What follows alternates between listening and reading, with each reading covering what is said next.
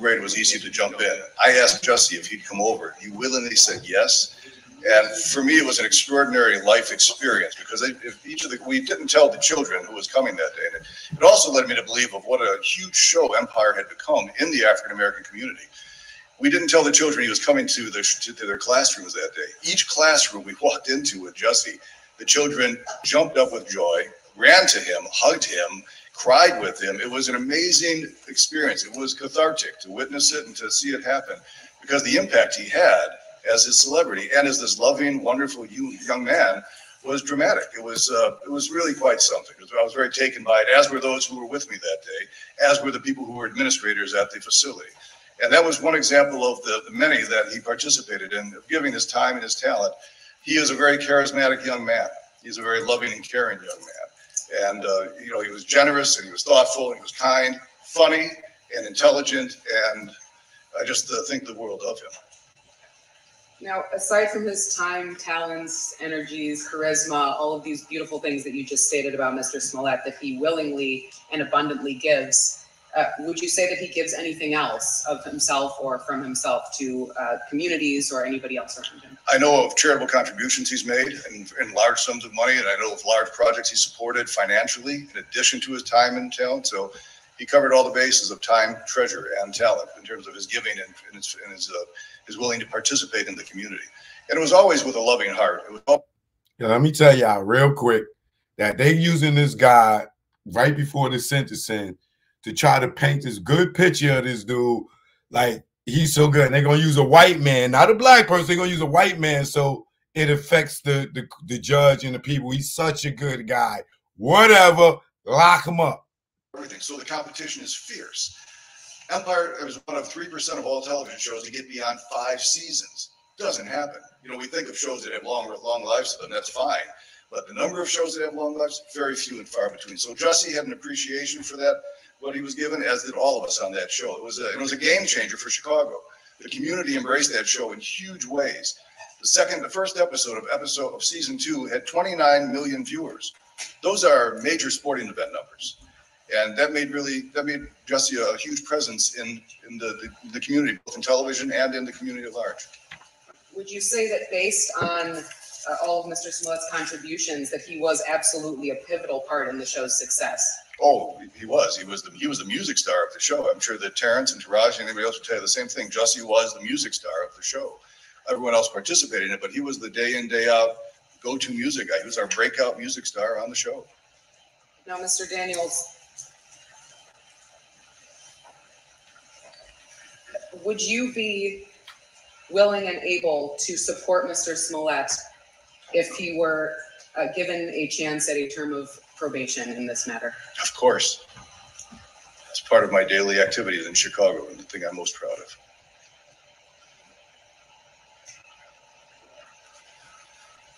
You don't believe that there would be any issues that Mr. Smollett would ever exhibit on a period of probation? None that I would have ever seen or ever thought of. You have 1 moment, Judge. Thank you.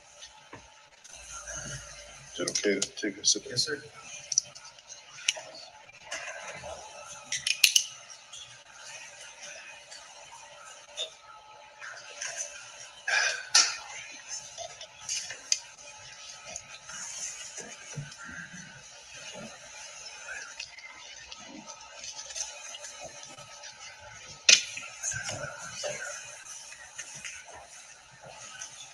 Just going back briefly, Mr. Daniels, of all of the incredible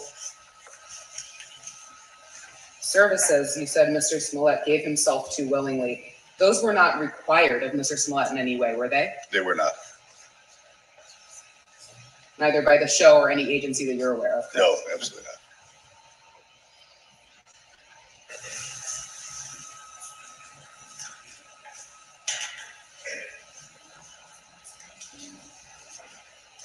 So you believe that in addition to any of the, again, services that Mr. Smollett gives willingly of himself, that if he were given a term of either probation or some kind of community service, would you be willing or able to either supervise that or make sure that he would be compliant and continue to give himself to community service and service of others? Absolutely. Happy to. Thank you, Mr. Daniels. Thank you. Any cross-examination? No, Your Honor. Mr. Daniels, thank you. Thank you, Your Honor. May I call your next witness? Yes, Ms. Gilman. Please step up.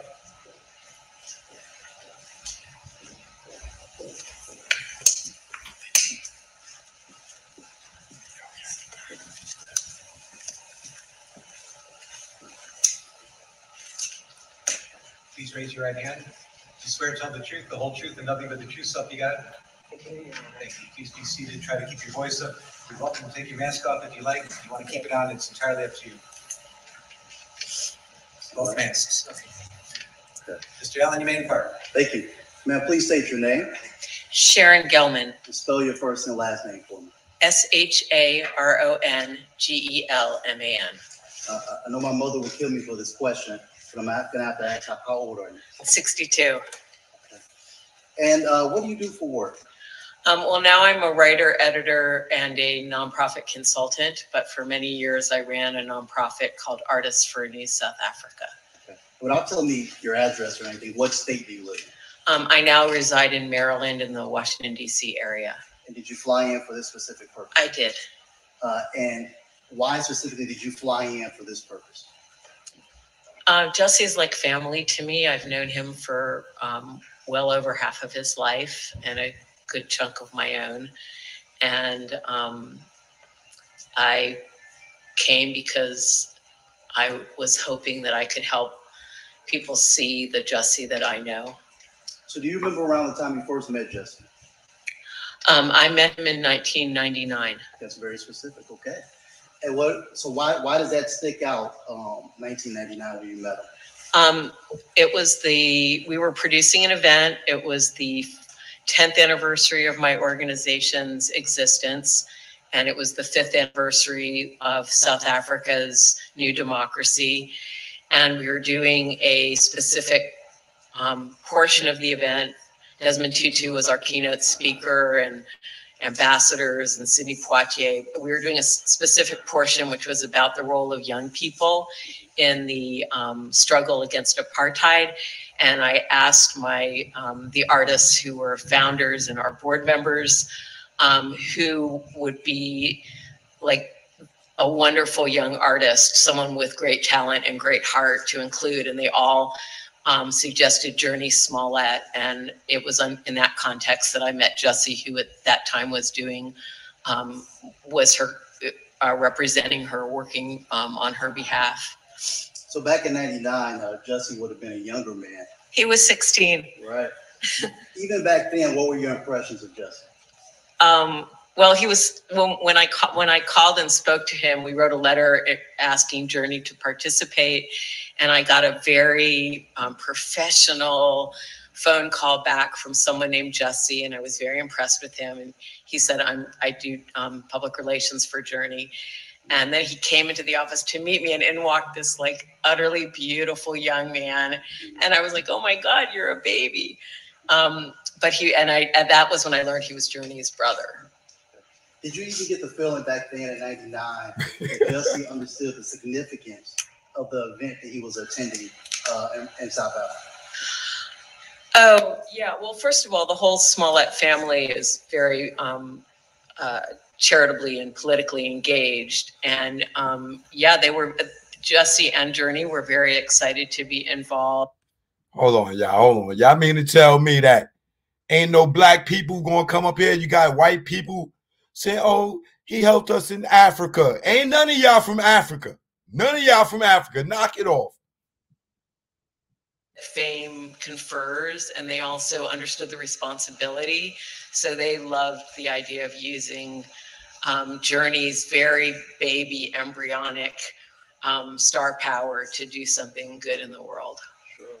So after '99, did you continue to have a relationship with Jussie? Yes.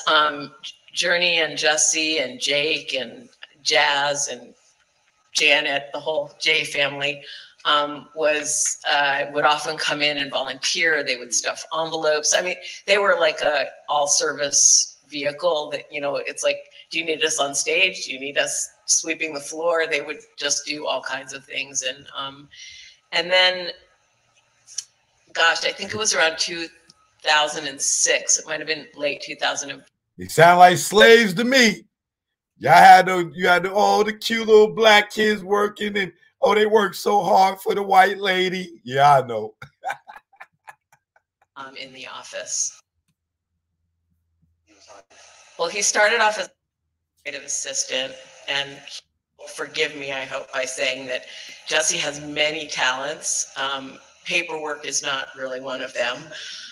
But he was so good with the staff and with our volunteers and with our interns. I mean, we were a tiny organization and we did big things, and we depended on the largesse, not only of our celebrity members, but also of students and grassroots community folks who came in. And Jussie just was really stellar at making everyone involved, from the highest and mightiest and most world renowned to, the kids we were working with in the inner city, making them feel special and welcome. And we worked really hard, and he was one of those people who had the rare gift of making hard work fun.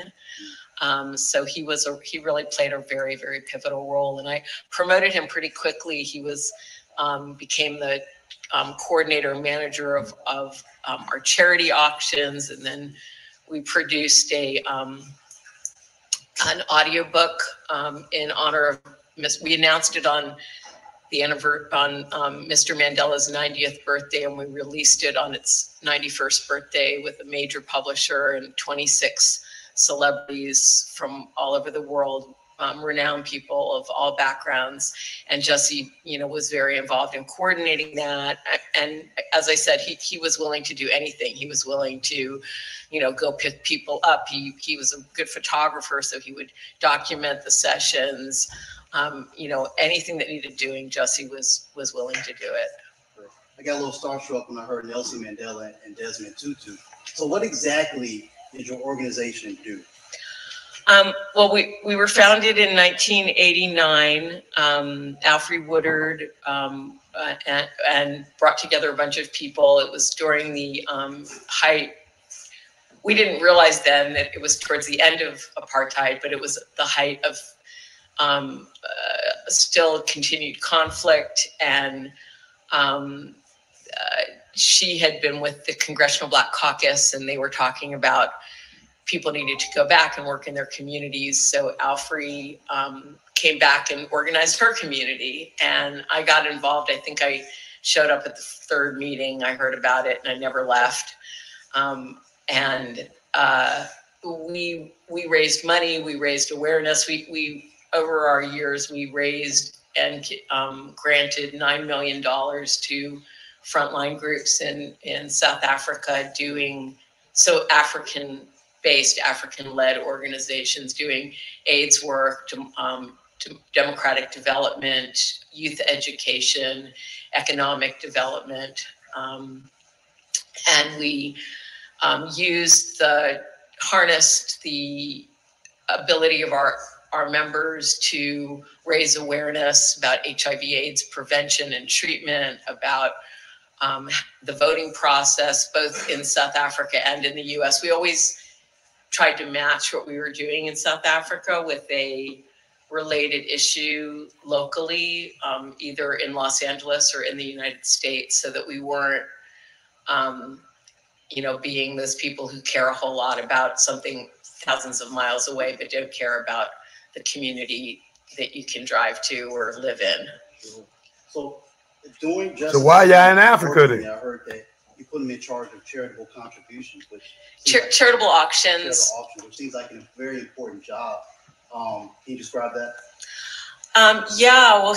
He did. I mean, that was one of the things he did. But for that, what he would do is he would contact our donors and celebrity members and others of resources, and ask for things that we could either auction off live or online. So live at a big event or online. And so it would be everything from, I think our two highest money-making things, or our three, were Jillian Anderson, who was a board member, gave us passes to the wrap party for the final season of X-Files. Jackson Brown let us auction off, I think it was, well, he let us auction off someone coming and working with him in a studio to record their song, which ended up being a really long process because the person wasn't a musician, but we earned a lot of charity dollars in the process. And then I think our other highest generating item was a luncheon, private luncheon with Archbishop Desmond Tutu. So this was from 1999 when you first met Jussie. Now we're at from 1999 to 2010, since you worked those 4 years. Can you explain the growth in his character you observed during that time? Well, Jussie, I mean, obviously he went from being a very young, adolescent to an adult. I mean, I would say his character was the same. He was a very open-hearted, hardworking, pure-hearted person. I mean, he didn't have a car. He rode a bus 1 hour each way to our office. And sometimes I would drive him partway home. And he would always be like, no, I'm fine. I don't mind. It's like he was like, I'm so excited to get up every morning and do something to make the world a better place. I mean, he was like evangelical in that way of really believing in the cause. And he got paid very little. We wanted all of our money to go to the front lines, but nonetheless, he got paid really little. And every time I would sort of apologize to him for that, he would be like, no, like I'm so like, I feel so excited and lucky to be part of this. And we became friends. I mean, I loved all my employees and I believed in them, but Jussie and I also became real friends. So after 2010, did you get in contact with Jussie? Oh, absolutely, regularly. In what way, mostly? Well, sometimes it would be him wanting to figure out a way to make a difference. So he had witnessed all these people, Sam Jackson, Denzel Washington, Sidney Poitier, who could use their position to benefit others. And so that was such a deep part of who Jussie was. And he also understood it from helping those people to do that work. So sometimes he would call. I remember him calling me right when the story broke about the water in Flint, Michigan. And he was literally sobbing on the phone, just going like, I can't believe what's going on. And I really want to make a difference. And here's what I'm sort of thinking of. And would you help me figure out if it's the right way to go? And I want to give money, but I also want to go and bring supplies, but I also just want to show up for people. And I want to, he was always trying to figure out how to do what he could do best. And a lot of what he did in those ways, I mean, he understood the power of standing up for people and that the TV cameras would follow and that maybe others would follow his example. But he also did a lot of what he did during that time anonymously and quietly. But he still did the due diligence of figuring out which group is good and how do you figure that out. And I'm going to call people I know and do my research so that my dollars are well spent and are making a real difference. Sure. So Jussie went from taking a bus to your office to becoming a worldwide phenomenon on a TV show. Did you notice any change in his personality when he gained that phenomenal success? Not really. I mean, he was still Jussie. He was funny and sweet, and he was so like, effervescent about this magical thing that had happened to him. And I think for all of us who worked with him at ANSA, Artists for New South Africa, whether board members we were all so thrilled for him. It was like, we all knew he was talented. We had him perform at a couple of our events once he started performing musically. And we were all fans, and but you know, I mean, he wore it well. He wore his fame responsibly, and he understood sort of the requirements that come with that kind of position if you want to be a good decent person living in the world. So if Jussie was given a period of probation in this case, would you be willing to help supervise to make sure that that probation period goes fantastic? Absolutely. I mean, I call on Jussie. I've called on Jussie to help me on things in these years after he's worked for me. I mean, most recently, in the middle of all of this, I was helping with an auction for Desmond Tutu's 90th, which ended up being his final birthday before he died. And I called Jussie and asked for his help. And this lady don't help black, no white people, huh? Do this while you're going through all this. And he's like, no, God, this is like, thank you. This gives me something else to think about. And he really went out of his way, bent over backwards to try and get some contributions. So I would be honored and would take it very seriously if to help Jussie continue to be a really deeply contributing member to society. One moment, please, John. Knock it off, lady.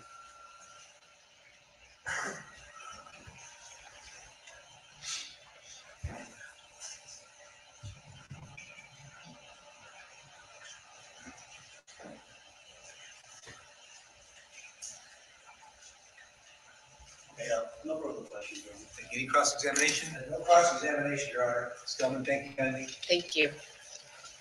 Other witnesses you care to call? Yes, Judge. Judge, we'll be calling Joe Smollett, Mr. Smollett's older brother. He's going to the statements in court, and then afterwards, Mrs. Smollett's grandmother. Sure. You come up on the witness stand, please.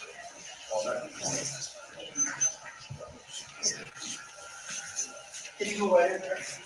If he prefers. Yeah. He's just going to read a statement and narrative. Yeah. All right, I'm not going to put him under oath. I don't think it's required, but please, Mr. Smollett.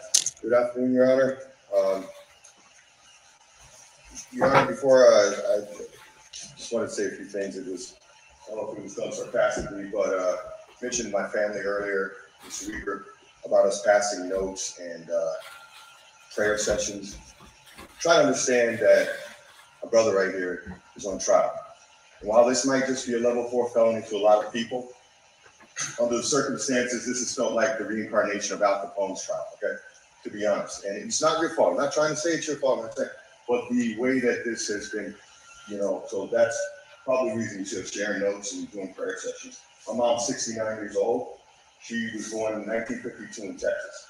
All right? She knows a thing about racism. She doesn't really need a lecture about the extent of racism. Neither does an openly gay African-American man. All right?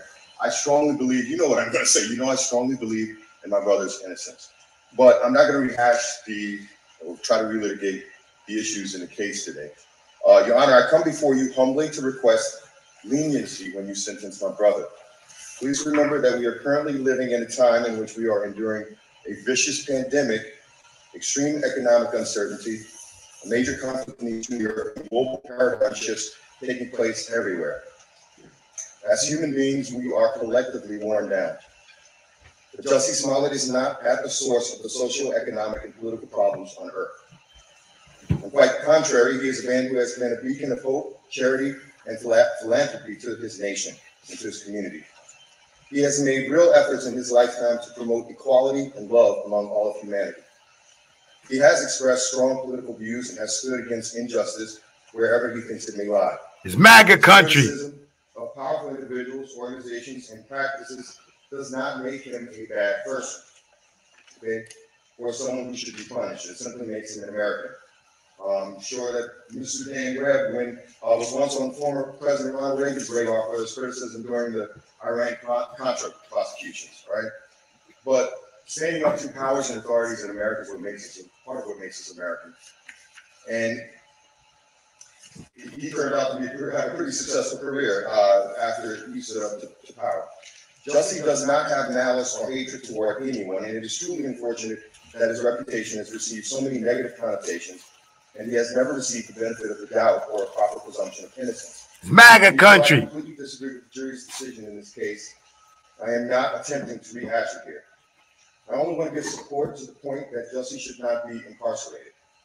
Jussie Smollett is my younger brother, and you're going to think I'm biased. I am 5 years older than he is, and I can remember him at infancy. He has always been a loyal, loving, and creative human being. He is not a threat to the people of Illinois. And in my humble opinion, Jussie is completely innocent, but even for those, once again, who think he is guilty, the crime he has been accused of is not even considered a felony in most states. Furthermore, here in Illinois and in Cook County, disorderly conduct is oftentimes not even prosecuted and charges are frequently dropped. Incarceration of any kind would send the wrong message, especially in a time in which we as a nation have expressed in a bipartisan plurality the desire to see real criminal justice reform and an end to unnecessary mass incarceration, which predominantly affects African Americans, Hispanics and Latinos, and poor and impoverished white people. We also know now that as a nation that calls itself free, we cannot do so while continuing to incarcerate more nonviolent offenders than any other nation in the world. Mass incarceration is also an unnecessary burden to the taxpayers, to law enforcement, and it is simply unjust and wrong. For those who believe that Jussie is guilty once again and needs more punishment, I would also ask you to consider the gut-wrenching and stomach-turning punishment he has already experienced for the last 3 years. The TV show that he poured so much labor and commitment into making a success was ripped away from him even before he was criminally tried. The fact is, the overwhelming majority of mass and online media reporting in early 2019 resulted in a premature assumption of guilt, and the court of public opinion had already convicted Jussie in early 2019.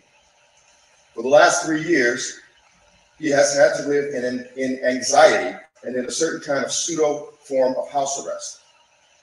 As a public figure, he has had to deal with public scorn and the real security threats associated with being an accused celebrity. He was, in essence, quarantining almost a year before the COVID-19 pandemic even began. Now, we all know the Sixth Amendment of the U.S. Constitution guarantees the right to a speedy trial.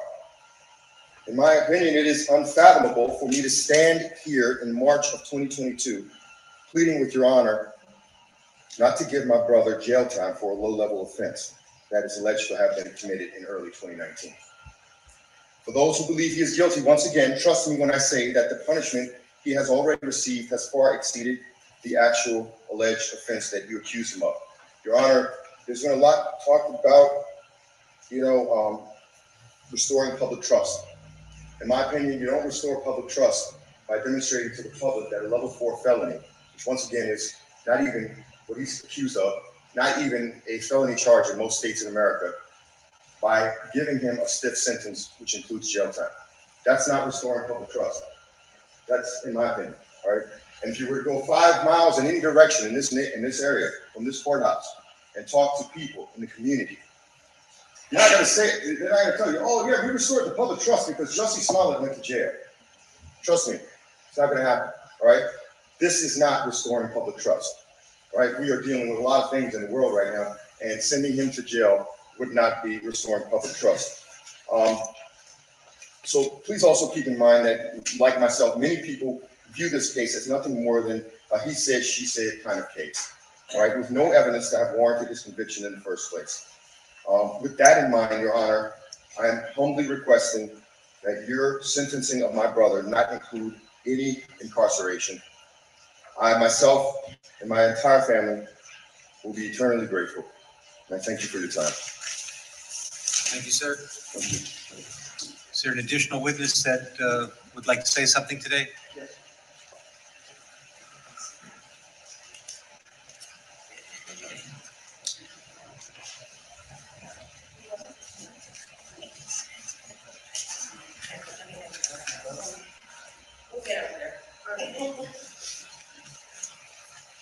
Mr. Allen, how about a chair? Would that be helpful? I'm gonna. I need a mic. She's the boss, Judge. You gotta tell me where to go. I want to be heard. Okay. Fair enough.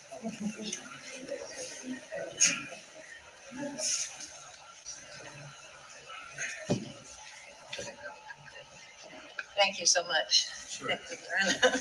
Okay. Good to be here, okay? All right. I thank you for this opportunity to allow me to make this statement. My name is Molly Smollett. I am 92 years old. I have lived in New Mexico for over 25 years, but I am originally from New York, where I was a film editor. I am the proud grandmother of Jussie and his siblings. I felt compelled to come and tell you that the Jussie I know and love does not match up with the media's betrayal of him. And I'm talking to you guys. You haven't done a good job on investigative reporting. I've worked on documentaries. I know what it is. I've gone through the McCarthy period. I marched with Martin Luther King and March on Washington, and I'm here now. And so you got to do better. I challenge you to do more investigative reporting. Jussie himself, as you have heard from the testimonials, is a very gentle, kind, and generous young man, and his empathy is infinite, which translates in giving of himself. Jussie has always been active in the pressing issues facing our communities, such as HIV, AIDS, voting rights, and other urgent social problems in America. One Christmas, he went to Flint, Michigan to entertain children who were living with lead poisoning from their drinking water. What the media may not know is that Jussie is what I call a justice warrior. He has been active against injustice all his life, as his mother has, who is an incredible rock for her children.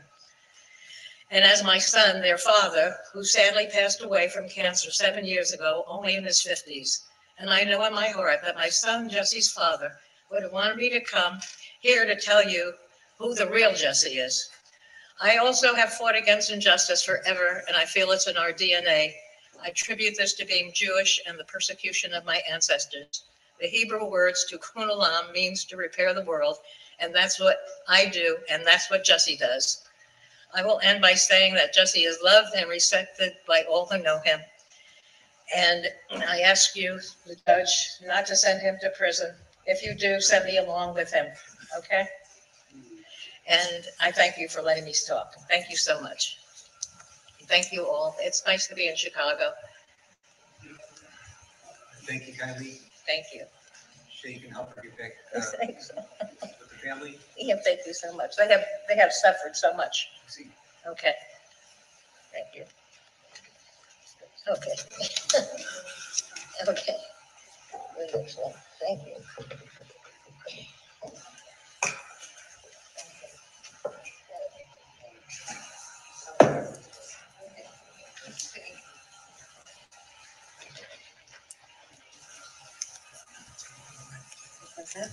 I'm sorry.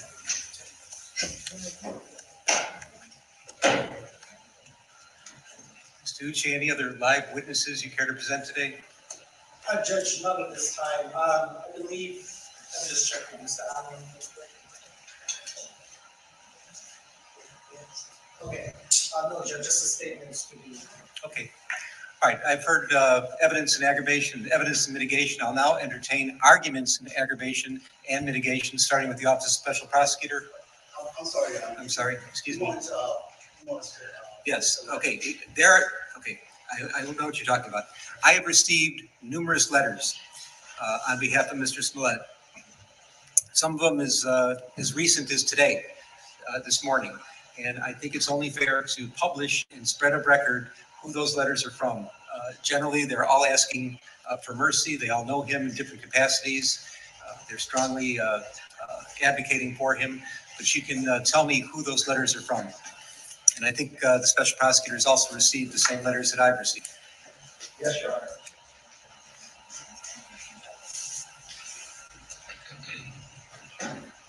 And if you want to paraphrase a little bit from the letters, Mr. Allen, you're welcome to. Sure. Your Honor, the first letter here is from the organization Black Lives Matter. Dear Judge Lynn, Black Lives Matter stands in strong support of an alternative to incarceration sentence for Jussie Smollett. We applaud your long-held practice of imposing alternative to incarceration sentences for virtually all Class 4 felonies, such as Mr. Smollett's, and encourage you to continue this practice in this case. We know that second chance probation, regular probation, and deferred prosecution are all options. As we contemplate what creates a truly safe world, we know that Mr. Smollett's case involves no drugs, no theft, no sex, no property damage, and no physical injury to anyone other than the defendant. Despite the attention paid to it by the media, at its heart, this case involves a low-level, non-violent offense. We urge the court to keep this truth in mind when sentencing Mr. Smollett. We know that the cost that will be expended to met out a sentence involving jail time will be much better used providing much needed community service. We first came to know Mr. Smollett long before Black Lives Matter's growth into the largest racial and social justice movement in global history. Mr. Smollett has an extensive history in civil rights advocacy and philanthropy. Mr. Smollett personally donated more than $500,000 to Black organizations and gave $125,000 in proceeds from his music tour to organizations working for Black, LGBTQ+, and women's rights, including Black AIDS Institute, which provides high-quality, direct HIV services to Black people, Flint Kids Fund, which funds programs aimed to address and mitigate the impact of lead poisoning and trauma suffered by many children in Flint, Michigan, the Trayvon Martin Foundation, whose main purpose is to provide emotional and financial support to families who have lost a child to gun violence, and Know Your Rights Camp, whose mission is to advance the liberation and well-being of Black and Brown communities through education, self-empowerment, mass mobilization, and the creation of new systems to elevate the next generation of change leaders. In 2018, after learning that Bennett College, an all-women's HBCU, was on the brink of losing its accreditation, Mr. Smollett and his brother helped the institution raise the funds needed to retain accreditation. In fact, although the college needed only $5 million, Mr. Smollett and his brother led a campaign that raised $8 million.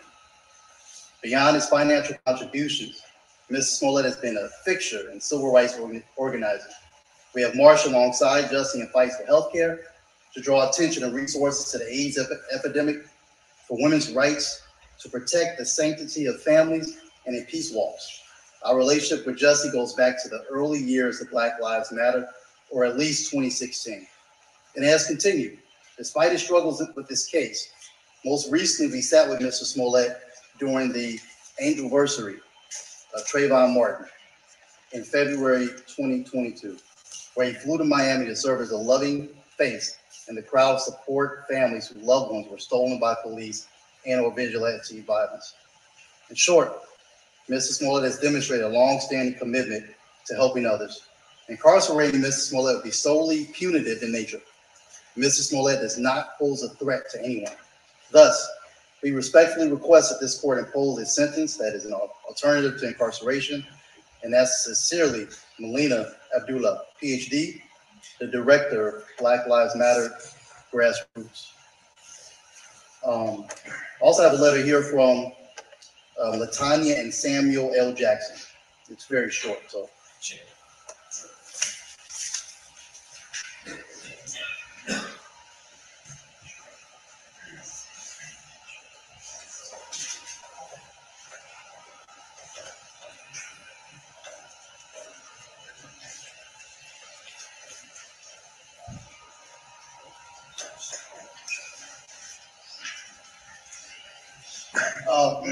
I write to you today to ask for mercy as you sentence Jussie Smollett. I understand the difficult nature of your job as you seek to make decisions which take into account the crime and the punishment.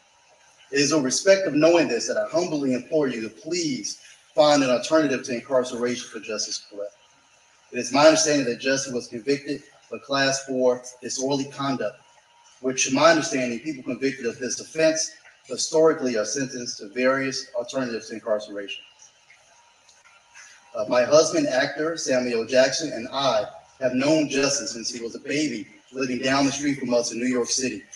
We watched him grow from a child who was always kind, full of laughter and joy, into a responsible teenager who, becoming aware of the inequities suffered by some people in life, became an energetic volunteer helping anyone who was working to alleviate those inequities.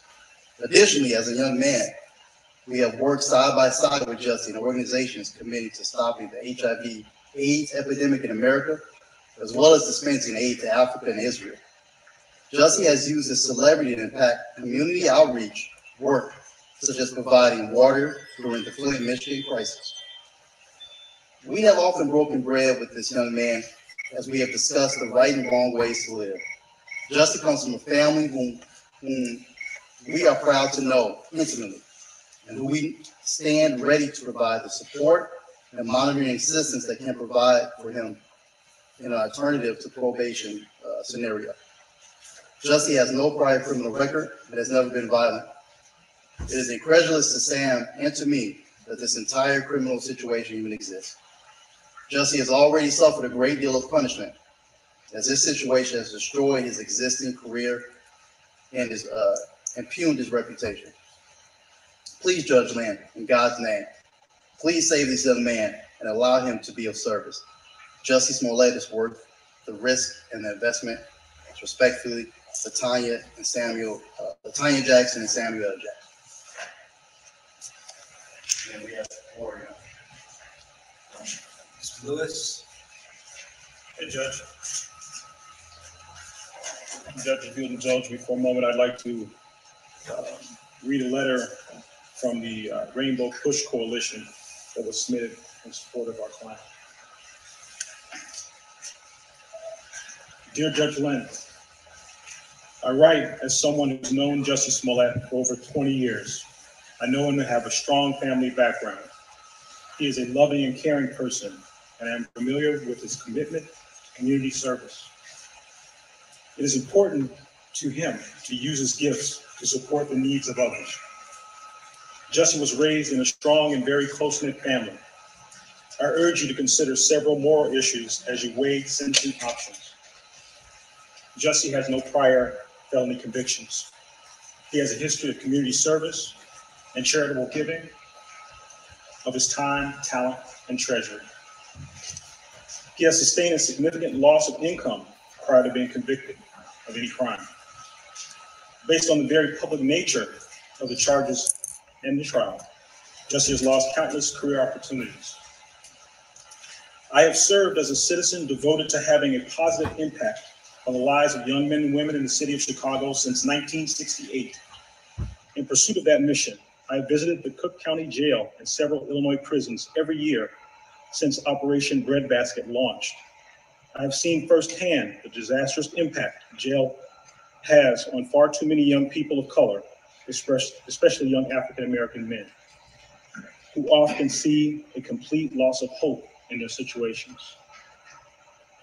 Since this case involves the alleged actions of a very visible public figure, it presents a unique opportunity to send a message to millions of young Black and brown men that the system cares for them.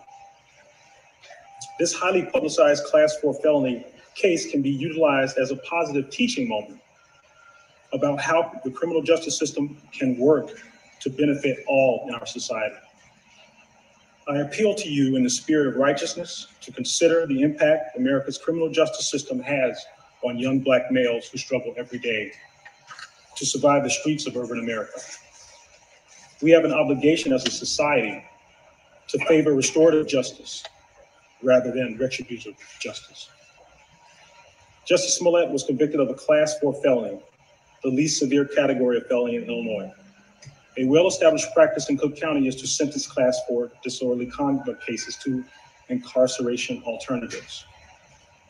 Such alternatives might include second chance probation, regular probation, or deferred prosecution. Additionally, an important consideration in sentencing is the potential for recidivism. Jussie Smollett's lack of felony criminal record, as well as many positive contributions to society, demonstrates that he poses no risk for recidivism.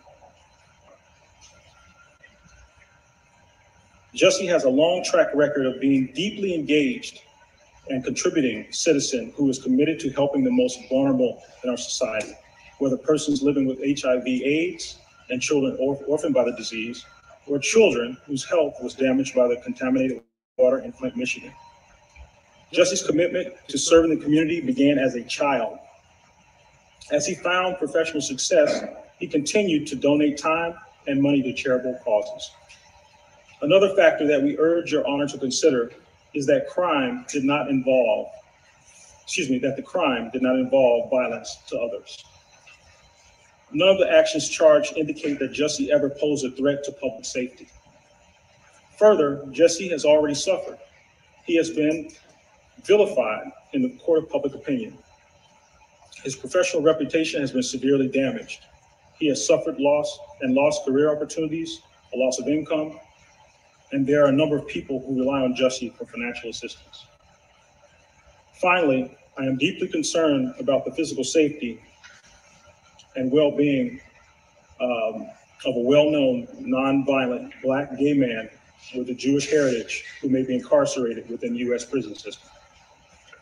For all the foregoing reasons, I believe the only fair and just outcome is to sentence Jussie Smollett to a non-incarceration alternative. We respectfully urge you to do so. Rainbow Push Coalition welcomes the opportunity to serve as a place for Jussie to resume his desire to serve the community. During the first year of COVID, we served more than 4,000 meals each day. We have a program that is designed to meet some of the issues homeless individuals face each and every day in the city while trying to survive. We believe that those who are impacted by the criminal justice system deserve an opportunity to be restored to a meaningful life, and lives throughout community engagement and public service. We have worked diligently to transform the lives of young people in our Push Excel programs. I believe that Jussie has much to give to America, and this case is a stumbling block that should not become a setback to his future. We do not want Jussie to become another prison statistic, as he has way too much to offer. I stand ready, along with the board of directors and the several thousand members of the Rainbow Push Coalition, to support Jussie Smollett in his journey to wholeness.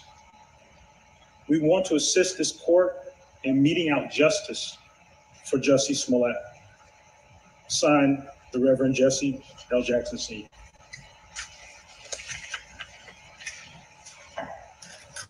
Your submissions, Ms. Mannion.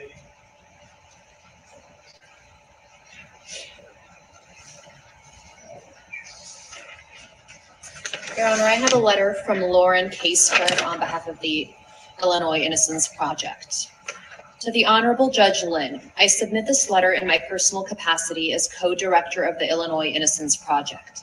This letter is provided in support of a non-custodial sentence for Jussie Smollett, and also to inform the court that if there is a community service component to Mr. Smollett's sentence, he would be welcome to do so under my direct supervision at the Illinois Innocence Project. At the outset, I want to be clear that the jury found Mr. Smollett guilty, and I respect the jury's verdict. I write to you today regarding his sentence and urge the court to issue a just and fair sentence to Mr. Smollett. In high-profile cases, there is often a tone surrounding a case that seems to call for the harshest possible punishment because of the attention the case has garnered. I would urge your honor to silence out those loud voices and see Mr. Smollett for who he is, as a person before you, a human being. The old adage applies here: justice is the law tempered by mercy. Here, while the law may permit you to sentence Mr. Smollett to prison, incarcerating him would not be just. The relentless media coverage of this case is a unique punishment in and of itself for Mr. Smollett. He will carry the stain of this case for the rest of his life and spend the rest of his life and career working to rebuild and establish his credibility, his reputation, and good name. That lifetime sentence is something this court should consider as a unique punishment already dealt to Mr. Smollett in the court of public opinion.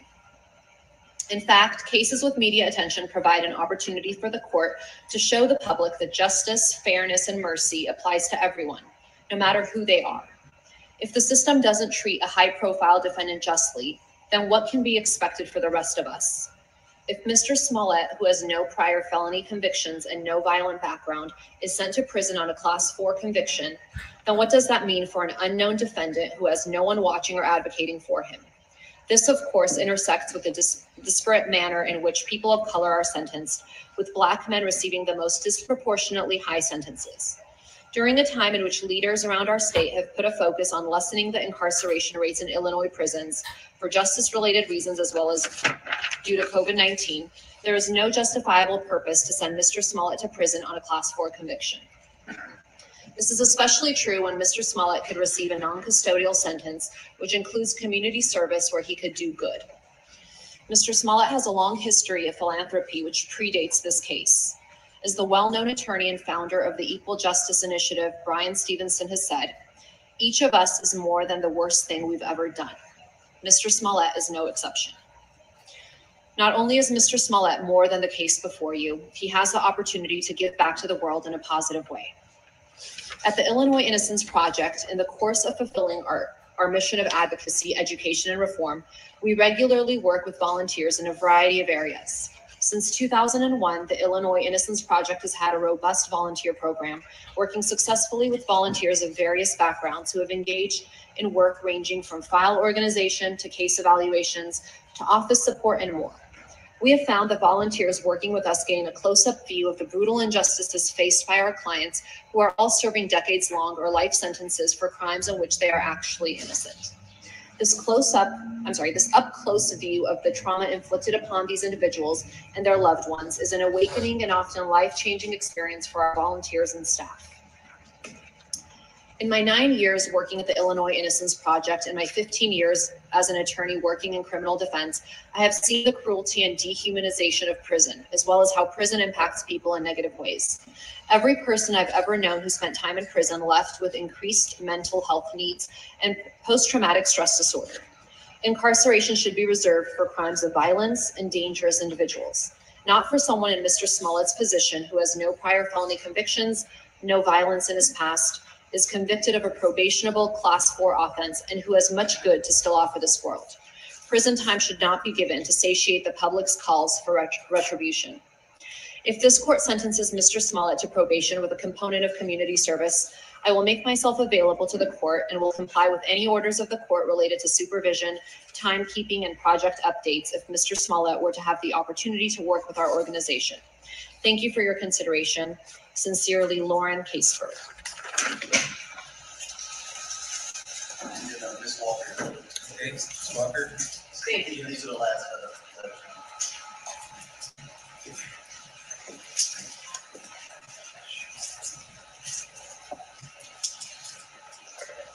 So with the court's indulgence, I have 2 letters. The first is from Oscar-nominated winner of 4 Primetime Emmys and 2 Grammys and political activist, Alfre Woodard.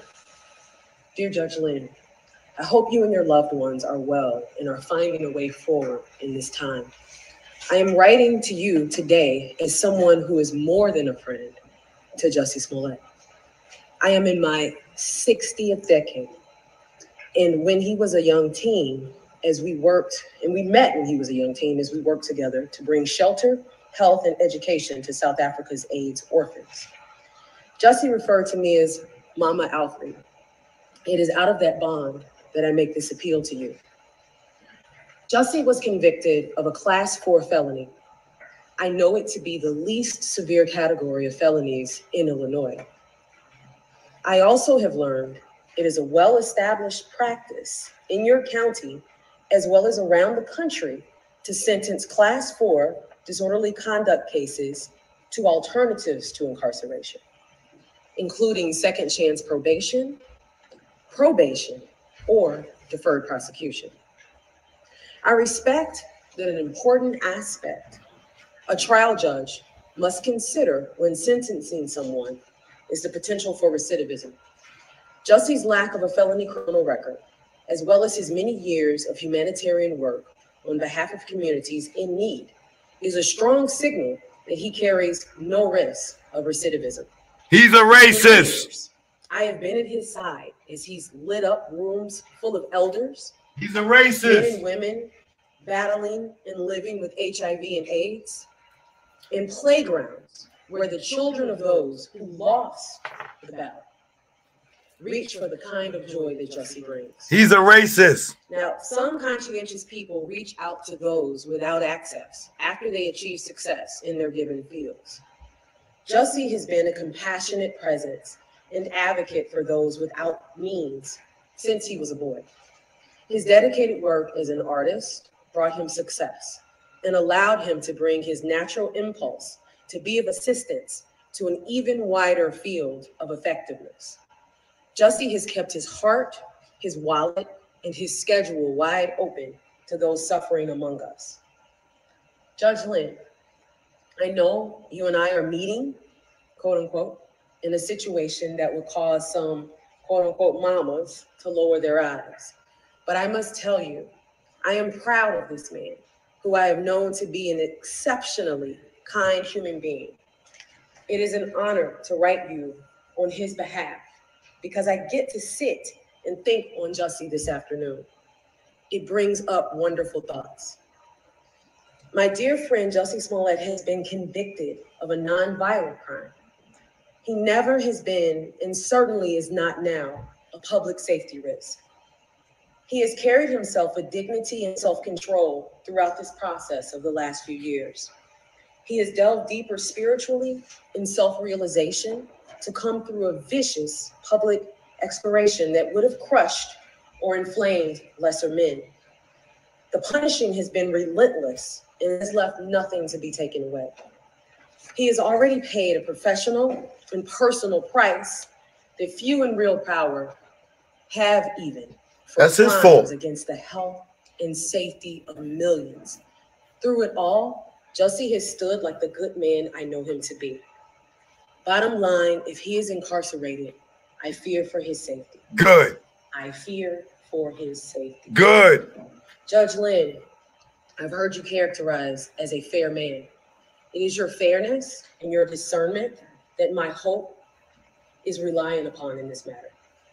You hold the keys to the freedom and the future of a great giver, Jussie Smollett, to keep his commitment of bringing joy and hope to people whose every day is on that healing. I beg your leniency. Sincerely, Alfred Williams. He's a racist. So the last letter is from Derek Johnson, who is the president and chief executive officer of the NAACP. Dear Judge Lynn, I write today. Keep using all these black people when he just did a racist goddamn act. Formed in 1909, the NAACP is the oldest and largest civil rights organization in the United States. It's MAGA country. Black people are incarcerated at more than 5 times the rate of whites and frequently receive disparate sentencing. In Illinois, Black defendants convicted of a felony were more likely than white defendants to be sentenced to prison at a 57%. Are y'all using a race card and he said it's MAGA country? A mainstay of our organization continues to be advocacy for fair treatment of persons of color by the criminal justice system. This brings us to the subject of the upcoming sentencing of Jussie Smollett. It would be an understatement to say that an inordinate amount of attention has been given to Mr. Smollett's case. This case involves no drugs, no theft, no sex, no property damage, and no physical injury to anyone other than the defendant. Despite the attention paid to it by the media, at its heart, this case involves a low-level, non-violent offense. We urge the court to keep this truth in mind when sentencing Mr. Smollett. By way of background, Mr. Smollett has an extensive history in civil rights advocacy and philanthropy. Mr. Smollett personally donated more than $500,000 to Black organizations and gave $125,000 in proceeds from his music tour to organizations including the organizations working for Black, LGBT. Keep using black, NAACP. They going to censor the shit out. Look at the white man sitting behind her. Look at his face. Y'all keep using the black card. Keep using the black card. And he just did a race crime. Yeah, y'all silly. In Flint, Michigan, the Trayvon Martin Foundation, whose main purpose is to provide emotional and financial support to families who have lost a child to gun violence. The Know Your Rights Camp, whose mission is to advance the liberation and well-being of Black and Brown communities through education, self-empowerment, mass mobilization, and the creation of new systems that elevate the next generation of change leaders.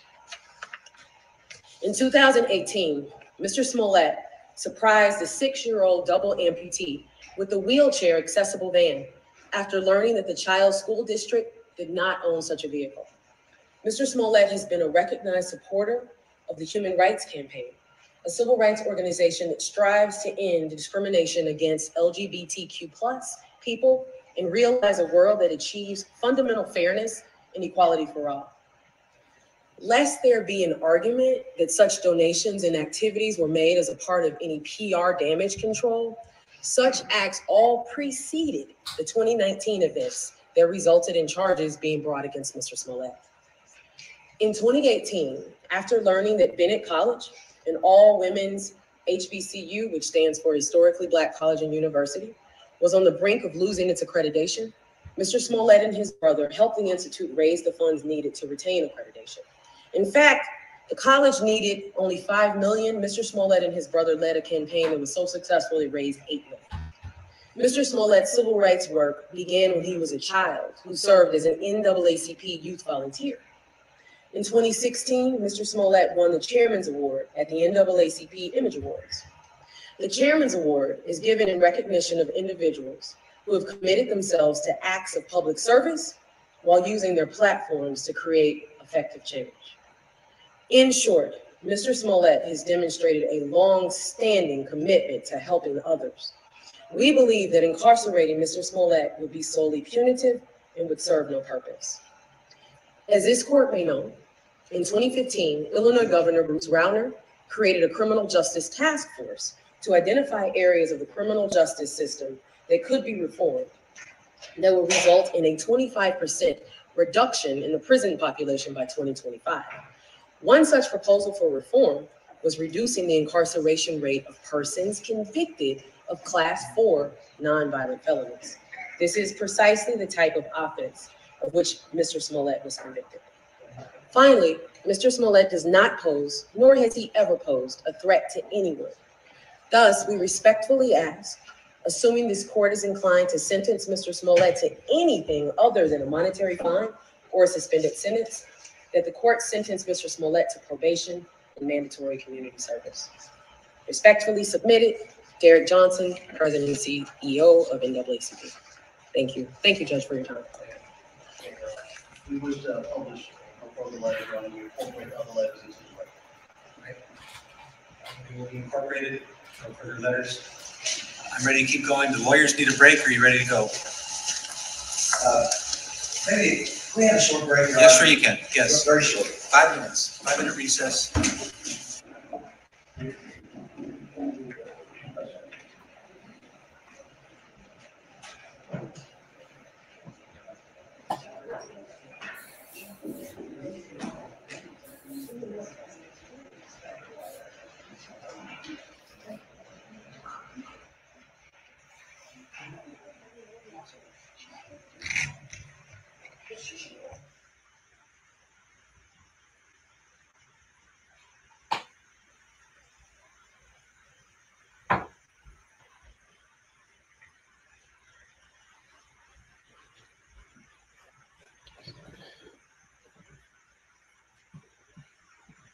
Joke, no joke. So what y'all think?